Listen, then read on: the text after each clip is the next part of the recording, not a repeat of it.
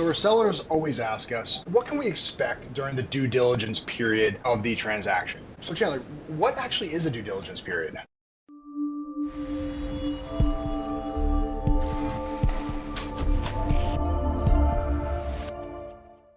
So due diligence is the time in the contract where the buyer has the opportunity to check the seller's financials, organizational docs, legal docs, operational structure, employees, basically everything that they said the seller said was for sale. They are just verifying that everything checks out, right? So that they've seen the company financials at this point. They may bring in a third party to verify those financials. They may have some additional questions for the seller's accountant.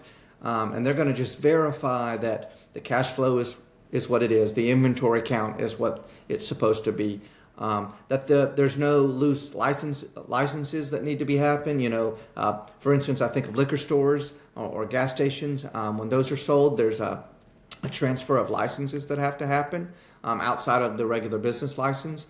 So that can be handled during due diligence. And remember, it's a time, whether it's 30 days, 60 days, 90 days. I would say typical for a business is 30 to 45 days, can be as long as 120. And that's a time where if the buyer doesn't like something they find out, it's the time for them to be able to exit the contract without any repercussions, right? They can just say, no, thank you, get their deposit back and look for a new business. But the purpose is to make sure that there are no surprises about what they're about to buy. Now, how do we, as Robbins Pellegrino, approach the entire deal structure so that the due diligence period is as seamless as possible? Sure. So what I like to do is be due diligence focused before there's even a contract in place. And what I mean by that is that I typically know what's going to be asked, right? So I have a list that we provide our sellers so that they're kind of already getting that information together so that when we go under contract and due diligence starts, I'm able to share a file that probably has 90% of what the buyer would ask for anyway. The good news about that is the seller has taken the time to already get those answered, and it just streamlines the process, right? It's quicker. I'm able to hand those off to the bank because a lot of time during due diligence you're not only getting things from the buyer, but the buyer is getting questions from the bank where they're getting financing from, and we've got to answer those accordingly too. Just being preemptive, right, and getting those documents that I know are going to be asked ahead of time so that even before we get into due diligence, you've got 90% of the material ready to hand over to the potential buyer. So during the whole process, what's the seller's responsibility? Like, what does the seller need to be ready to do during the due diligence period? So it's contingent on how what's written in the contract, right? However, generally speaking, due diligence allows for the buyer to ask of the seller pretty much anything in regards to the business operation, finance, or legal status. So be prepared to answer questions. Some of them are going to be nitpicky. We're just collectively going to have to get over it, right? It's the buyer's right. So the seller needs to be prepared to answer questions, be available.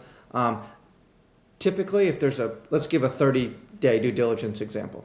That seems like a lot of time, but it's not, right? We only work Monday through Friday. Saturdays and Sundays still count if it's 30-day, if it's calendar days.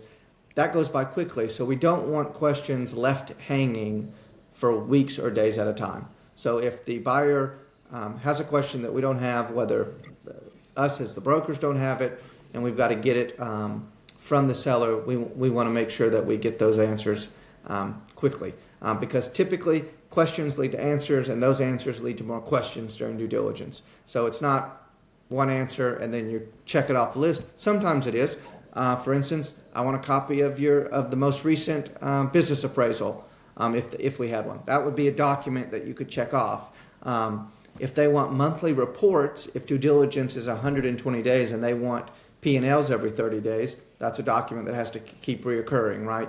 So it's different, but the seller should expect to answer questions, be available, and not to get frustrated that maybe the buyer's asking questions you don't think are relevant. It's relevant to them because they're the buyer, right? They're the ones coming with the dollar or securing the money, and therefore they have every right in that period to do so. And in some cases, the buyer is going to bring in a third party to review even further. Right. So it'll be you'll be working with the buyer and a third party professional, a quality of earnings professional, where they've hired someone that literally tears all the documents apart.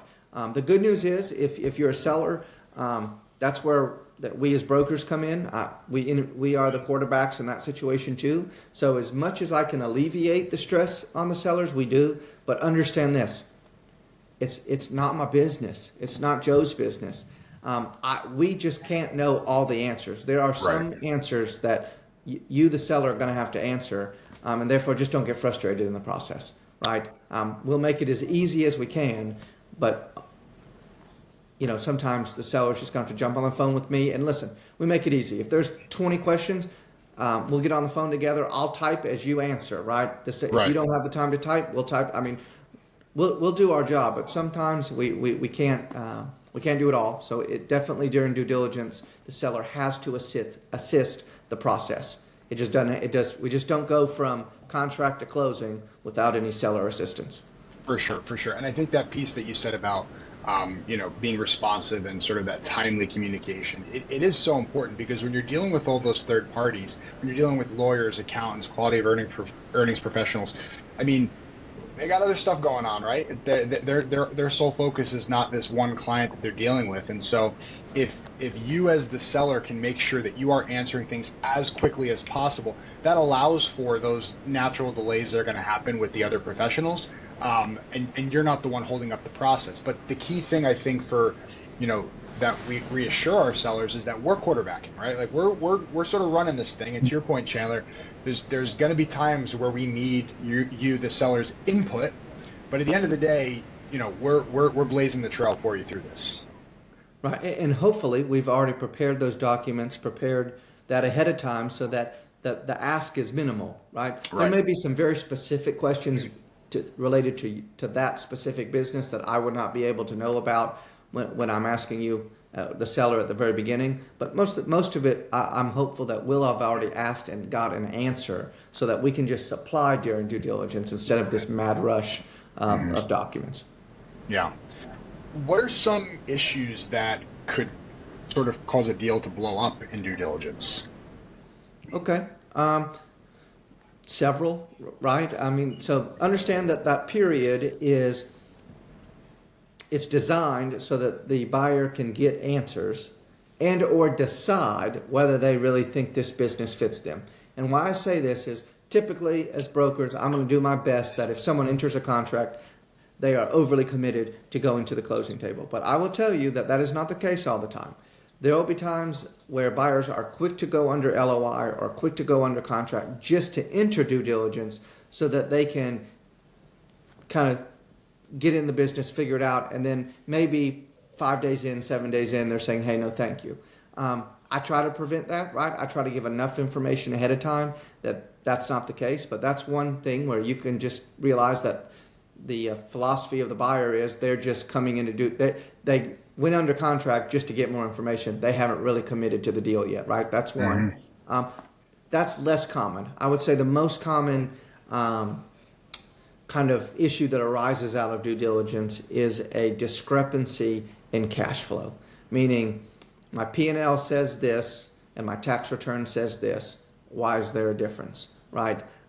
When they're higher, when the tax return is higher than the P&L, no problem. When it's lower, and then that's what banking institutions use to fund the buyer's deal, we have an issue. Mm. So a most common thing found in due diligence is, oh no, this isn't, the debt service isn't going to work, right? So it's over cash flow. Another common one is the seller told me they had a manager in place, great staff, and everything is hunky-dory. And then there's no manager in place, or there's only one payroll employee, the rest are 1099, and that wasn't how it was described, right? So in truth, and if the seller is honest from the get-go, there's less surprises during due diligence. But the main factors of kind of what blows up a deal in due diligence is cash flow issues on what was actually portrayed versus what is in real life, and then employee issues. In some industries, inventory can be an issue. Whether there's, marketable inventory, good inventory is another word, but let's say you've got $500,000, but then it actually shows that 300 of that you've been sitting on for 5 years, but yet you tack that Mm. onto the business price. There may be an issue there. I would add this caveat. Sometimes it looks like it's going to blow up a deal in due diligence, and really what due diligence does, it's the mechanism to either maybe lower that price so that the deal can continue, right? So Hmm. you renegotiate in due diligence. Sometimes, not often. Again, we're not shooting for that, but it is a way to save the deal when, hey, cash flow ended up being X. I'm going to lower my offer to this. Good with it, yes. Amendment, and we keep on chucking, right?